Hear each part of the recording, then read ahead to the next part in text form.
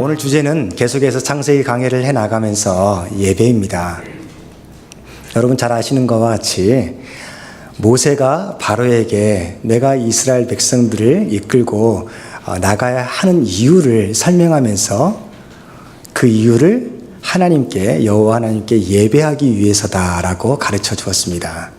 그러니까 출애굽한 이스라엘 백성들이 그 이유가, 자기들이 이집트에서 나온 이유가 뭐냐면 하나님을 예배하기 위해서다라고 깨닫게 되었는데, 그러면 예배는 무엇이며 하나님이 받으신 예배는 또한 어떤 예배인가, 그것을 알 필요가 있는 것이죠.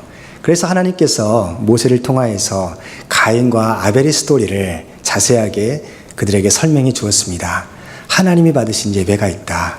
너희는 그런 예배자가 되어야 된다.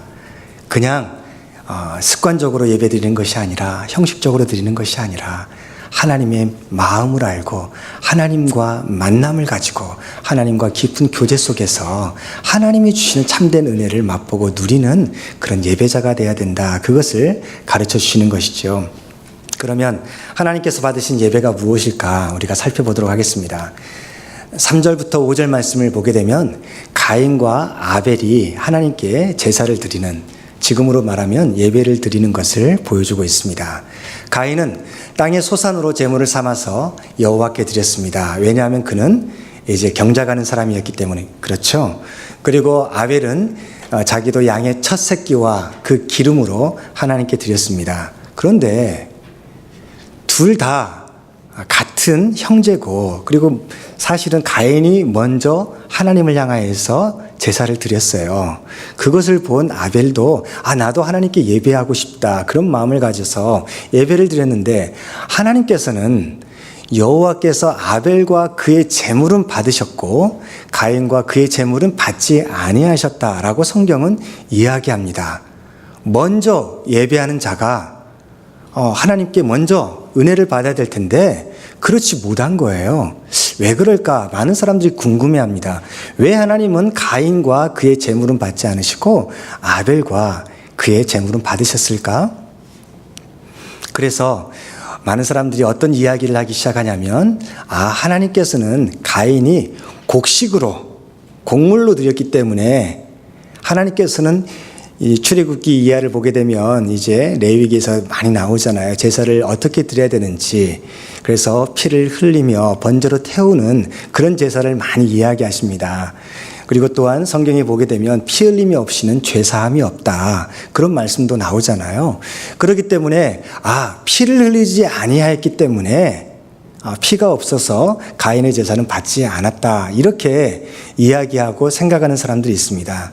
근데 그것은 좀 아닌 것 같아요. 왜 그러냐면 하나님께서는, 공의로우신 하나님께서는 가인과 아벨에게 어떻게 제사해야 되는지 그 방법을 구체적으로 가르쳐주지 않았습니다. 피를 흘려야, 번제를 드려야, 그래야 내가 받고 그렇지 않으면 받지 않는다, 그런 얘기를 하신 적이 없어요. 그리고 레위기에서도 곡식으로 하나님께 제사를 드리는 방법, 소재가 있습니다. grain offering이라고 하죠. 그러니까 하나님께서 곡식도 곡물도 받으시는 거예요. 그러면 도대체 왜 하나님께서는 그런 이유도 아니라면 왜 가인과 그의 제사는 받지 않으시고 제물은 받지 않으시고 아벨과 그의 제물은 받으셨을까? 우리는 궁금할 수밖에 없습니다. 그래서 우리가 알 수 있는 것은 뭐냐면, 제가 먼저 살펴본 것은 그런 받으셨다라는 이 단어가 어떤 단어인지를 살펴보았어요. 우리가 성경 언어를, 히브리어나 헬라어를 모든 것을 다 알 필요는 없습니다. 그런데 어떤 구절들은요, 그 헬라어, 히브리어를 알면 그 의미가 명확하게, 한글에서는, 영어에서는 나오지 않은 명확한 뜻을 우리에게 제공하는 그런 경우가 많아요. 오늘 본문도 그런 내용 중에 하나입니다. 이 받으셨다, 예배를 받으셨다라는 것을 어떤 단어를 사용하냐면 샤아라는 단어를 사용하였습니다. 그런데 이게 무슨 뜻인 줄 아세요? 하나님께서 받으셨으면 그러면 제물을 드셨나? 이렇게 생각을 할 수 있는데 그런 게 아니라 의외의 뜻이에요. 어떤 뜻이냐면 영어로는 gaze, 다시 말해서 천천히 오랫동안 이곳저곳 둘러보는 것이 아니라 지속해서 계속해서 보는, 그걸 gaze라고 하잖아요. 그리고 번역을 또 어떻게 하냐면 look with favor. 그러니까 좋아하는 마음을 가지고, 사랑하는 마음을 가지고 계속 쳐다보는 그 모습이 하나님께서 예배를 받으셨다라는 그런 표현으로 쓰여진 단어입니다. 마치 여러분 어린 아기가 있으면 그 아기가 잠자는 모습, 그 엄마가 얼마나, 그 부모가 아이를 쳐다보면서 정말 뚫어지게 쳐다보면서 아 예뻐, 그러지 않으신가요? 잠에서 깨지 마라 절대, 이렇게 아무튼 잠자는 모습이 너무 예뻐서 그렇게 뚫어지게 쳐다보고 사랑스러운 눈으로 쳐다보는 거, 그게 예배를 받으신다는 히브리어예요. 그러니까 하나님께서는 아벨과 그의 제물을 뚫어지게 쳐다보시는 거예요.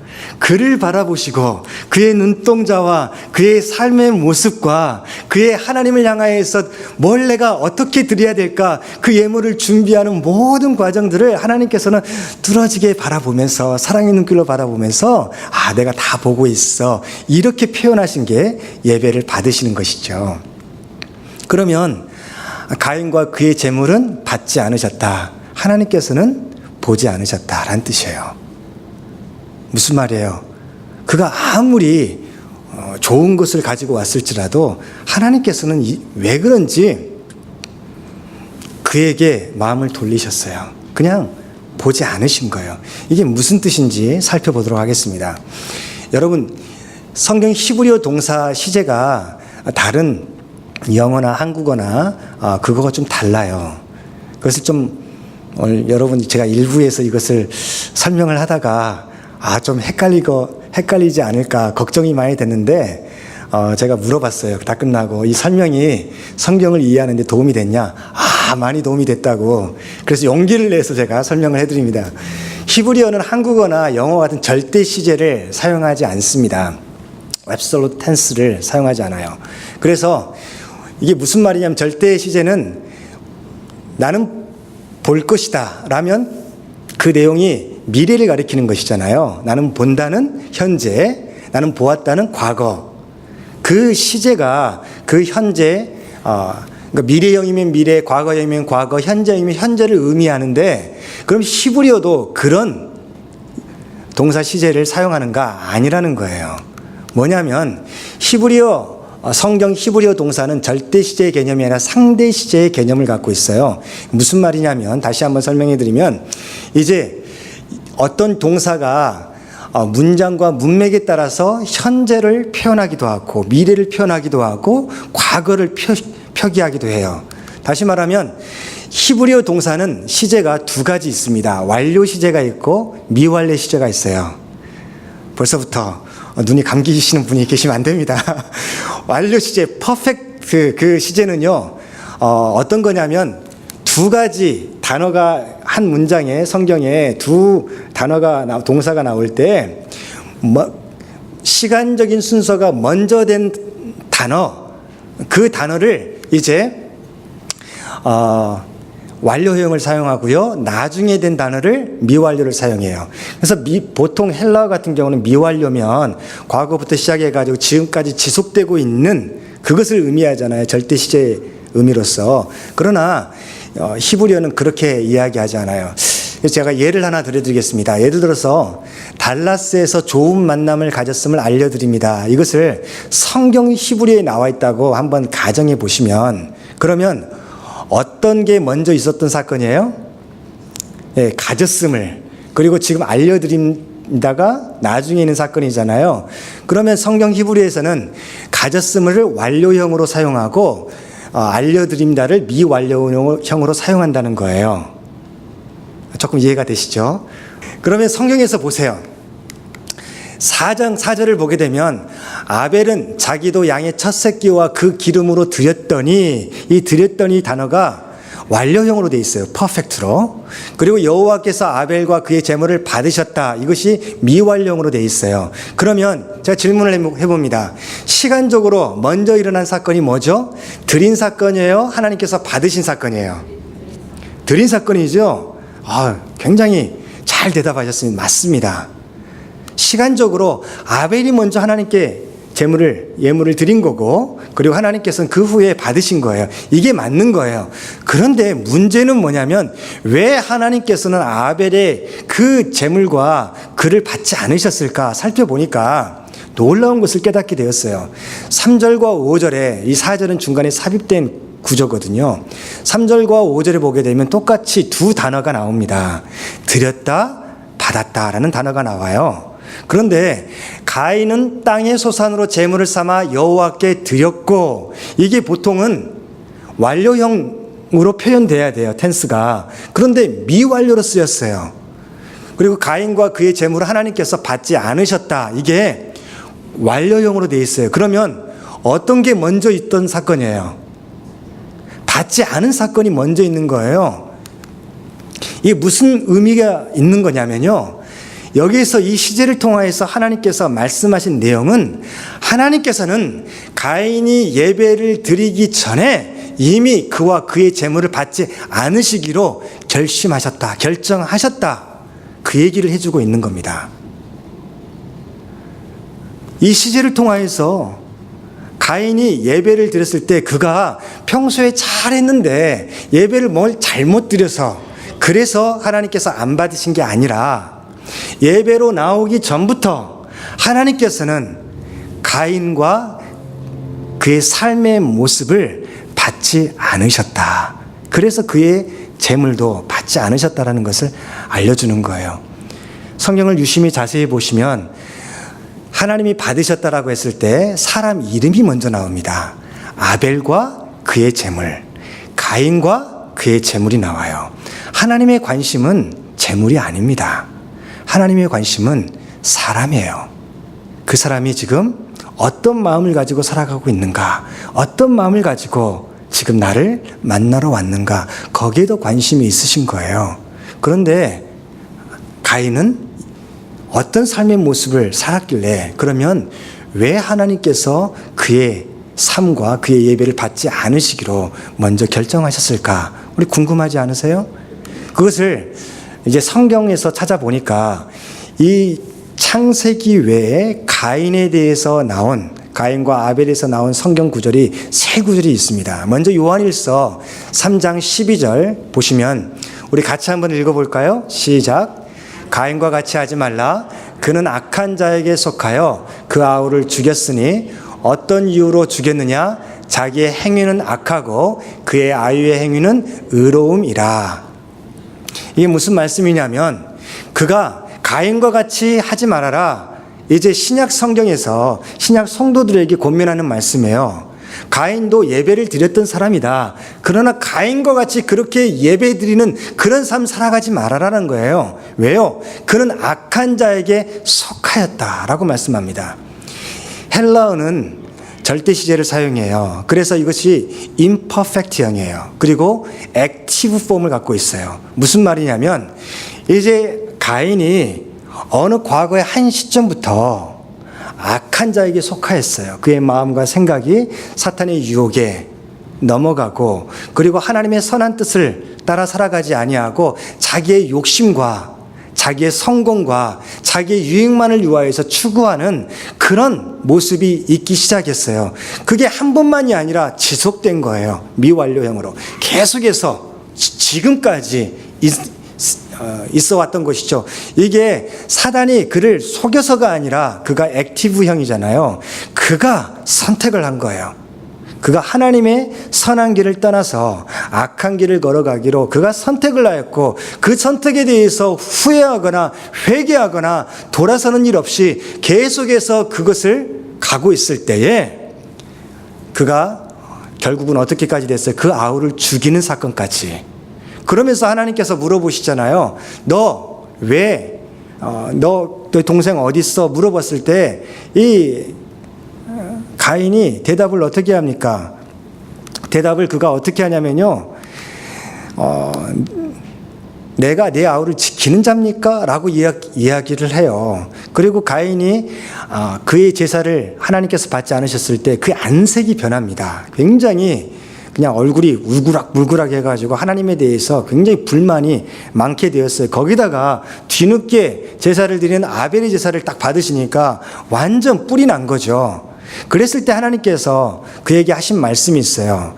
창세기 4장 7절에 보게 되면 내가 선을 행하면, 다시 말해서 선이라는 것은 도덕적이고 윤리적인 것을 의미할 뿐만 아니라 하나님의 뜻과 식대로 살아가는 것을 의미합니다.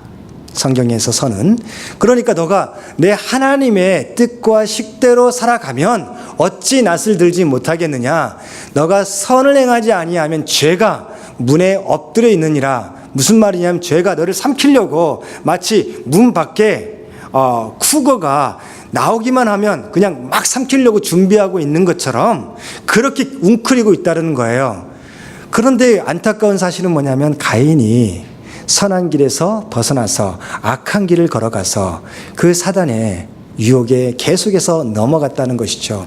그래서 하나님께서 말씀하신 거예요. 죄가 너를 원하지만 너는 그 죄의 유혹을 이겨야 돼. 다스릴 줄 알아야 돼. 그렇게 말씀을 하셨음에도 불구하고 가인은 그 말이 들리지 않습니다.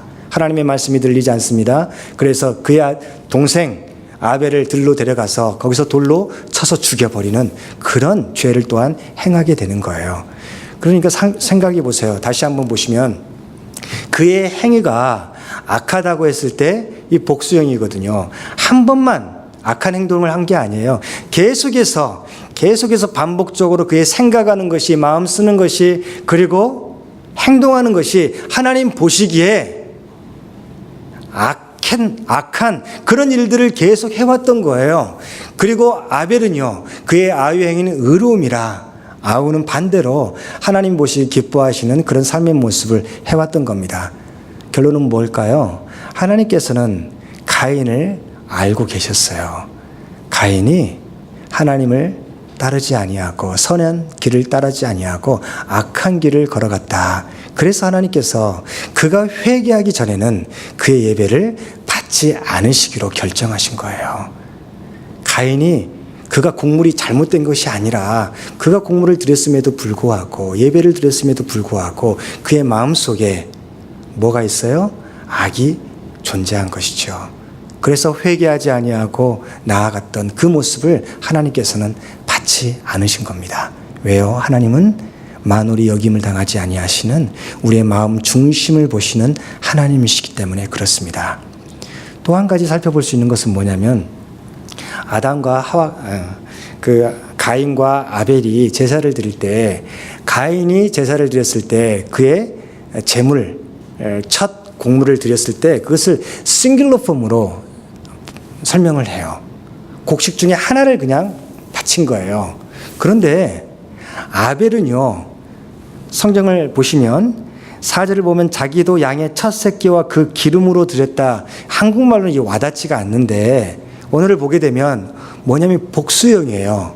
그러니까 아벨은 어떤 마음이 있었냐면요, 가인이 예배를 드릴 때 가인은 그냥 하나님, 제가 거둔 것 중에 하나 드립니다. 받아주시고 저의 삶에 복을 주셔서 감사합니다. 계속해서 복 주세요. 이런 마음으로 드린 거예요. 근데 아벨은요, 자기의 양의 첫 새끼들 가운데 좋은 것을 골라가지고 한 마리가 아니라 여러 마리 가운데서 그 취하고, 그리고 그 기름, 그 중에서도 그 좋은 기름을 또한 여러 가지를 골라가지고 하나님께 정성을 다해서 올려 바쳤다는 거예요.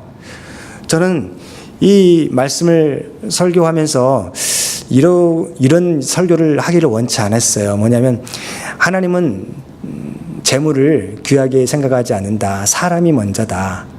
그런데 이 말씀을 묵상하면 묵상할수록 깨닫게 하신 건 뭐냐면요, 하나님을 사랑하는 마음이 있으면 하나님을 위해서 귀한 것을 드리고 싶은 마음이 생긴다. 아벨은 그 마음이 있었다. 그거죠. 가인은 그 마음이 없었던 거예요.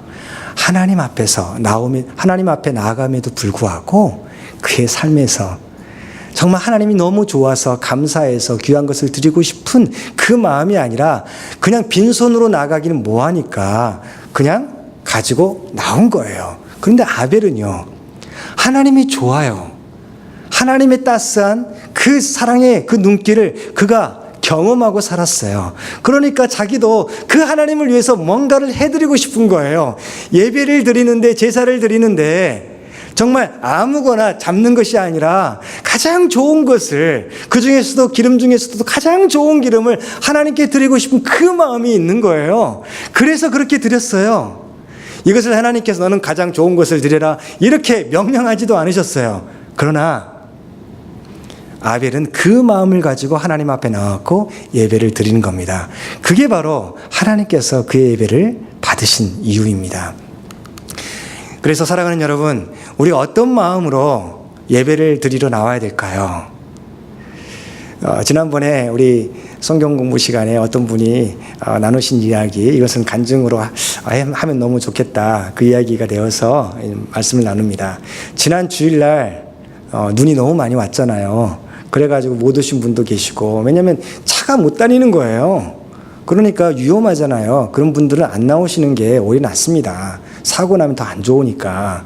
그런데 어떤 분이 계셔요, 이 근처에. 그분이 이제 그 거리는 멀지 않아요. 그래서 이제 우리가 예배가 1시 예배니까 눈이 많아서 차가 못 다니게 생겼으니까 걸어가야겠다 그런 생각을 가지시고 백팩을 딱 메고 또 등산화 그 부츠를 딱 신고 옷을 따뜻하게 입고 그렇게 나오셨어요.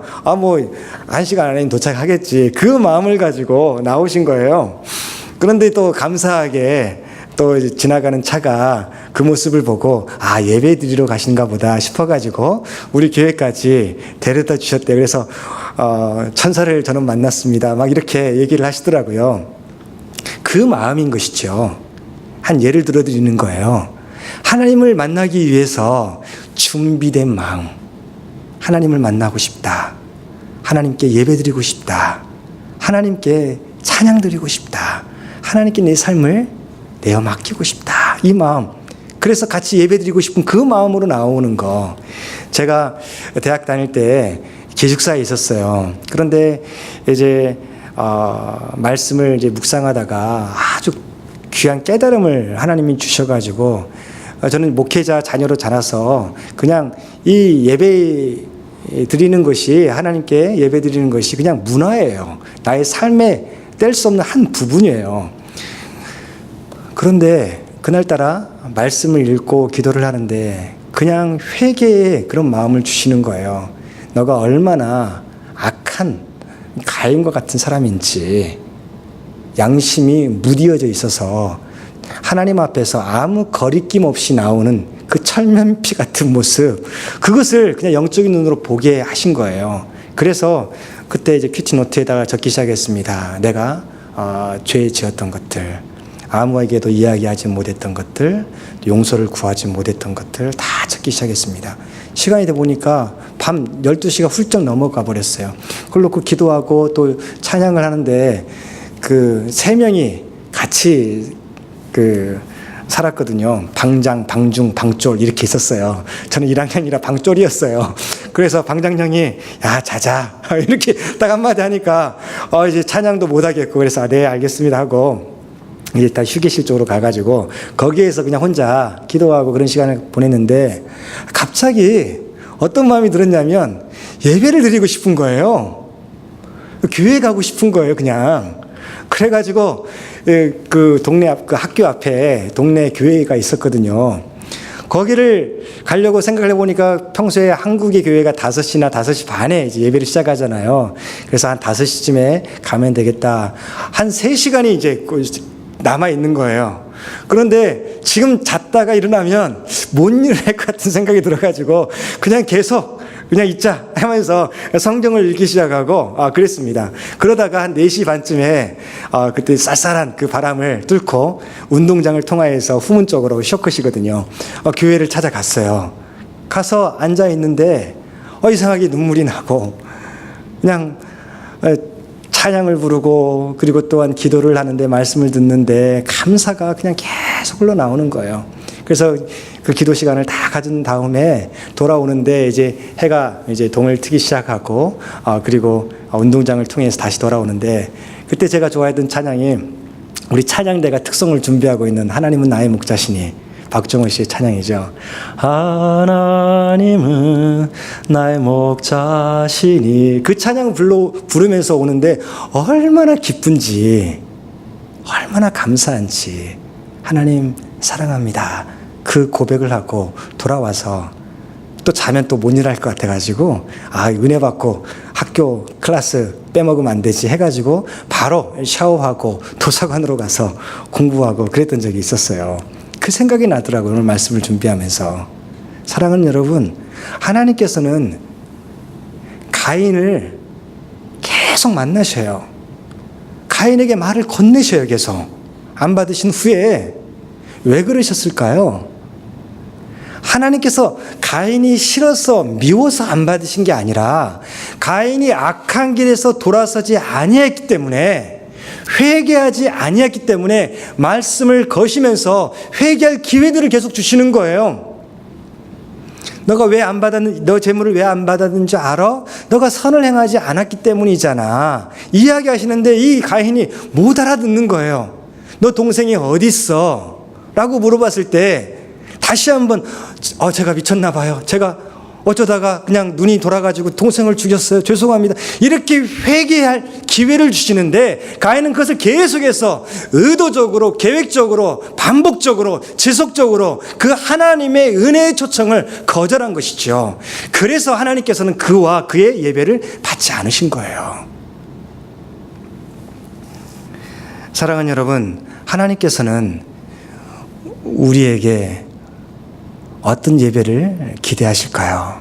하나님은 우리를 눈동자처럼 쳐다보고 계세요. 그러면서 사랑하는 아들아, 사랑하는 딸아, 빨리 악한 길에서 돌아서서 선한 길, 의의 길로 나와라.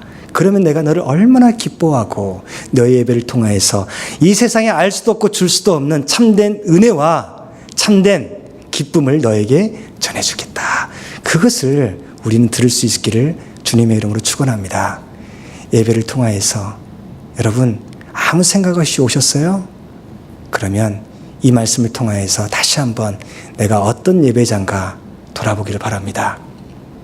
내가 하나님 앞에서 아벨과 같은 예배자인가, 아니면 아무 생각 없이 습관적으로 나오는 가인과 같은 예배자인가. 그래서 하나님께서 또한 유다서 11장 4절을 보게 되면 이런 말씀이 있어요. 화했을진저 이 사람들이여 가인의 길을 행하였다. 무슨 말입니까? 예배를 드리러 나오지만 너희들이 가인의 길을 따라서 예배를 드리러 나오는 것, 그 사람들에게는 화가 있을 것이다. 발람이 어떤 사람이에요? 자기의 싹을 위하여서, 유익을 위해서, 물질을 위하여서 이스라엘 백성들을 어려움에 처하게 만드는 꾀를 전해주었던 사람 아닙니까? 고라는 누구예요? 아론의 영적 권위를 인정하지 아니하고 자기가 영적으로 권위가 있다라는 것을 주장했던 자기의에 빠진 사람이었습니다. 다 멸망당하였다. 가인의 길에서 돌아서라 라고 말씀을 하십니다. 그리고 또한 가인이 생각하지 못했던 거, 이 찬양이, 그리고 또 이 시편이 생각나더라고요. 여러분, 다윗은 어떤 사람이었어요? 다윗은 우리가 굉장히 하나님의 은혜를 받은 사람으로 기억합니다. 그러나 시편 51편을 보게 되면 다윗이 큰 죄를 범했다는 것을 우리는 알게 되잖아요. 어떤 죄를 범했나요? 우리아의 아내 밧세다를 범하였습니다. 그리고 그뿐만 아니라 그것을 감추기 위해서 그의 남편을 죽여버리는, 우리아를 죽여버린 사건, 간음죄와 살인죄를 지었습니다. 그리고 그는 아무 일도 없었다는 듯이 살아갔어요. 예배 자리에 나아갔겠죠. 그런데 하나님께서 나단 선지자를 통하여서 지적하십니다. 너 죄인이야. 하나님께서 너를 싫어하셔. 너 가인의 길을 걸어간 사람이 아니냐. 하나님께서 너와 너의 예배를 받지 않으실 거라는 그런 의미의 메시지를 그가 듣게 됩니다. 그럴 때 그는 가인과 같지 않아서 어떻게 했습니까? 회개했습니다. 그래서 지은 시가 시편 51편이에요. 나는 모태에서부터 죄악 가운데 태어났습니다. 그래서 나는 죄악 가운데 살았습니다. 그러나 하나님 다시 한번 은혜를 베풀어 주시옵소서. 정결한 마음, 새 영을 창조하여 주시옵소서. 하나님만이 그 일을 할 수 있습니다. 저의 마음은, 저의 양심과 저의 삶은 이미 굳어져서 하나님께로 돌아가기가 어렵습니다. 하나님께서 창조하여 주시옵소서, 새 마음 정한 영혼을 창조하여 주시옵소서, 바라라는 단어를 사용해요. 사람이 할 수 없는 것입니다. 그럴 때 하나님께서 그와 함께 하시고 내 마음에 합한 자라는 그런 은혜를 베풀어 주시잖아요. 그가 나중에 그 하나님과 동행하면서 깨달은 시가 시편 139편 7절부터 10절 말씀입니다. 내가 주의 영을 떠나 어디로 가며 주의 앞에서 어디로 피하리까? 내가 하늘에 올라갈지라도 거기 계시며 수월에 내 자리를 펼지라도 거기 계시나이다. 내가 새벽 날개를 치며 바다 끝에 가서 거할지라도 거기서도 주의 손이 나를 인도하시며 주의 오른손이 나를 붙드시리이다. 하나님께서 어디에서든지 시간과 장소에 관여하지 아니하고 항상 나를 주시하시고 나와 함께 하신다는 것을 그가 예배자로 살아갈 때 경험하게 되었고 그것을 찬양하게 된 것이죠. 사랑하는 여러분, 우리 그렇게 살아가길 바랍니다. 코람데오 신앙. 하나님께서는 가인과 아벨 그리고 내가 무엇을 하든지 보고 계시며 함께 하신다. 그 사실을 알고 가인과 같이 아니하고 이제 아벨처럼 하나님의 눈에 드는 그런 사람 되게 도와주시옵소서. 이 아벨의 예배를 히브리서에서 설명해 주는 게 나오는데요. 히브리서 11장 4절 말씀을 보시면 우리 같이 한번 읽어볼까요? 시작. 믿음으로 아벨은 가인보다 더 나은 제사를 하나님께 드림으로 의로운 자라 하시는 증거를 얻었으니 하나님이 그 예물에 대하여 증언하심이라. 그가 죽었으나 그 믿음으로써 지금도 말하느니라. 아멘. 여기에서 지금 무슨 말씀을 해주시는 겁니까? 하나님께서는 아벨이 어떻게 예배를 드렸다고요? 믿음으로 드렸다라고 설명을 하고 있어요. 그럼 그 믿음이 뭔가? 하나님의 말씀이 있을 때 그것을 듣고 믿고 순종하였다는 것을 이야기해 주는 겁니다. 그래서 히브리서 11장은 믿음장이잖아요. 믿음으로 하나님을 향하여서 예배 드리는 사람들을 쭉 설명해 주고 있어요. 하나님께서 아브라함을 부르셨을 때 말씀으로 찾아오셨습니다. 내 아비와 친척의 집을 떠나서 그 땅을 떠나서 내가 지시할 땅으로 가라라고 말씀하셨어요. 그때 어떻게 합니까? 아브라함이 그것을 받아들이고 순종합니다. 그것을 믿음이라고 표현하고 그게 바로 참된 예배자의 삶이다. 계속해서 모든 믿음의 사람들은 그렇게 나아갔다 가르쳐줘요. 지금 이 시간에 하나님께서 우리에게 말씀하십니다. 사랑하는 아들아, 딸아, 너가 이제 이렇게 예배하기를 원해. 이렇게 말씀하실 때 이 하나님의 말씀을 통하여서 그리고 또한 내 삶을 통하여서 말씀하실 때 너가 이제 악한 그 길에서 멈추고 돌아서서 회개하고 참된 예배자로 나아오렴. 그럼 내가 너를 받겠고 너의 가정과 너의 그 예배를 내가 기뻐할 거야. 그 음성이 들려지시기를 바랍니다. 믿음으로 순종한다는 거, 그게 바로 참된 예배자의 자세라는 것을 우리가 알 수 있게 되는 것이죠. 사랑하는 여러분, 하나님께서 받으신 예배는 무엇입니까? 하나님께서는 이 질문을 이렇게 설명할 수가 있어요. 그러면 하나님께서 받으신 예배는 다시 말해서 풀어서 질문으로 바꾸면 하나님께서는 누구를 사랑의 눈으로 바라보실까? 하나님을 사랑하며 좋은 것을 드리고 싶은 마음, 그 마음이 있는 사람. 그래서 여러분, 예수님께서는 어떻게 예배해야 된다고 말씀하셨어요? 영과 진리로 예배할 자를 하나님께서 찾으시고 지금 그때다. 영과 진리로 예배하는, 다시 말해서 쉽게 그냥 에브리데이 랭귀지로 얘기하면 그거예요. 그냥 하나님이 좋아서, 하나님 은혜가 감사해서, 그래서 예배드리고 싶은 거예요. 그래서 준비하는 마음으로 온 거예요. 이게 중요한 거예요.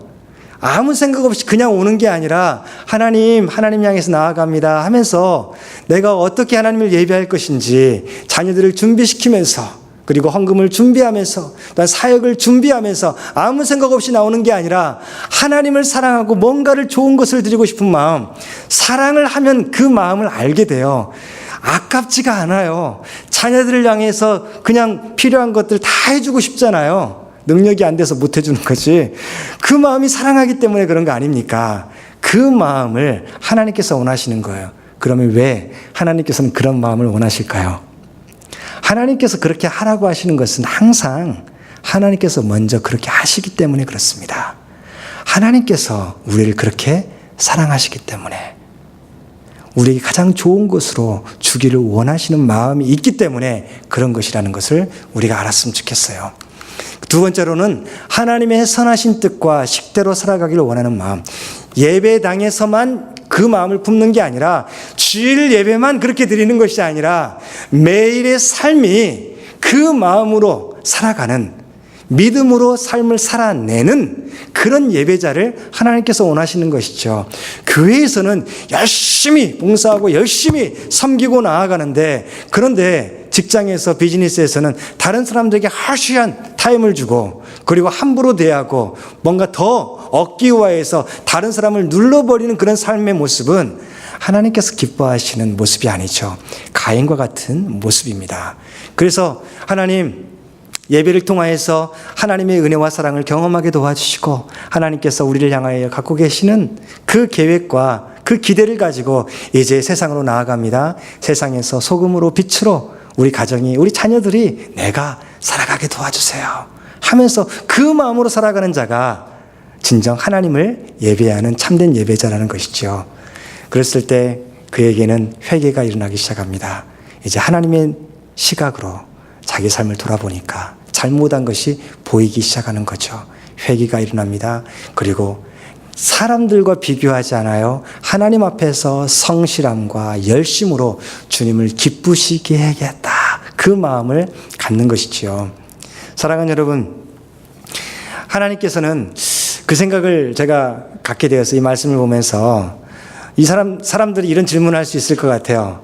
아니, 참된 예배자였던 그 아벨은 왜 그냥 죽여버리고 오래 살지 못하게 하고 가인만 그냥 오래 살도록 이렇게 해줬냐? 하나님, 좀 공평하지 않으신 것 아닌가? 그런 질문을 할 수 있잖아요. 여러분 어떻게 생각하세요? 여러분, 이 땅에 살면, 이 땅의 시각으로 보면 그런 생각이 들 수 있어요. 그래서 하나님, 왜 아벨 더 부유하게 복되게, 그래서 복의 통로로 쓰시지 왜 일찍 걷어가셨을까? 이 마음이, 아쉬움이 있을 수 있어요. 그런데 여러분, 욥기 아시죠? 욥기를 통하여서 여러 번 제가 말씀드렸잖아요.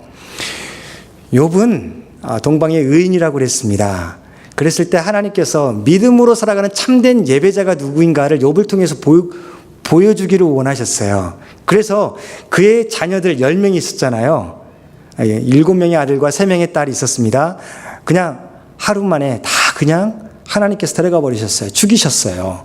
그리고 그가 가지고 있던 모든 가축들 다 그냥 하루 만에 다 없애버리셨어요. 그런데 나중에 그가 믿음으로 참된 예배자로 눈을 뜨기 시작할 때 하나님께서는 그가 참된 그의 잘못 때문에 이런 어려운 일을 통과한 게 아니다 라는 것을 다른 사람들에게 욥의 참된 믿음을 보여주시기 위하여서 그에게 2배의 축복을 허락하신다는 거 여러분 아시죠?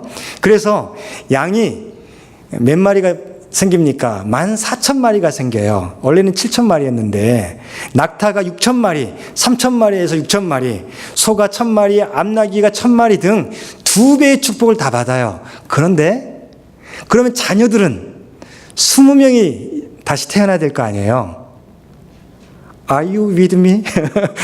저하고 같이 있으시죠 지금? 그런데 10명밖에 안 주세요. 똑같이. 왜 그러셨다고요? 10명이 먼저 죽은 10명의 자녀들이 죽고 끝난 게 아니에요. 이 땅의 시각으로 보면 죽고 끝났지만 하나님께서는요, 그들이 살아있어요. 어디에서? 하나님의 품에서 너가 돌보는 것보다 내가 더 큰 사랑으로 그들을 돌보고 있어. 그들은 살아있는 거예요. 그래서 10명만 주셔도 그게 2배의 축복이 되는 거예요. 이 땅에서 아벨은 일찍 죽었어요. 그러나 그는 하나님의 품에서 살아있어요. 그래서 그의 예배를 우리로 하여금 다시 한번 듣게 하시고 보게 하시고 그의 예배에 우리가 동참하도록 성령께서는 가르쳐 주시는 것이죠. 사랑하는 여러분, 이제 어떤 예배를 드리시기를 원하십니까? 준비된 마음으로, 사랑하는 마음으로. 그래야 하나님을 만납니다. 하나님은 아무리 뭐 $1,000,000를 헌금하고 하나님의 말씀을 너무나 잘 알아서 그것을 가르치는 그 사람을 좋아하는 게 아니라 열심히 있어가지고 봉사에 빠지지 아니하고 성실한 그런 사람만을 좋아하시는 게 아니라 하나님께서는 그 마음 중심이 하나님을 사랑하는 사람, 하나님이 좋은 사람, 그래서 하나님께 예배하기를 좋아하고, 그래서 교회를 좋아하고, 교회에서 만난 형제 자매들을 좋아하고 사랑하고, 그들의 필요를 하나님의 눈으로 도와주기를 원하는 그런 사람들을 하나님께서는 찾으시는 것이죠. 우리 하나님의 시각으로 이 세상을 살아가서 참된 예배자로 서기를 주님의 이름으로 축원합니다.